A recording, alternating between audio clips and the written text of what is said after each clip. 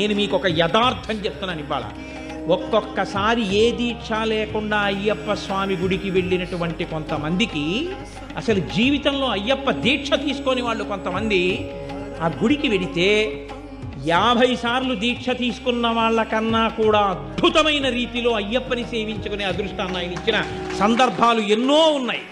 దేనివల్ల ఇస్తాడో తెలుసా అండి? వీడి నా దీక్ష పట్టాడని ఇవ్వడం కాదు.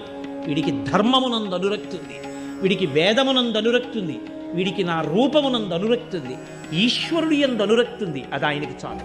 నీవు విష్ణు భక్తుడవైనా అయ్యప్ప భక్తుడవే, శివభక్తుడవైనా అయ్యప్ప భక్తుడవే, శాక్తేయుడవైనా అయ్యప్ప భక్తుడవే. నువ్వు ఏ రూపాన్ని భక్తితో కొలిచి వేదాన్ని నమ్మి జీవించినా నువ్వు అయ్యప్పని చేరుకోగలవు. అది ఆయన గొప్పతనం.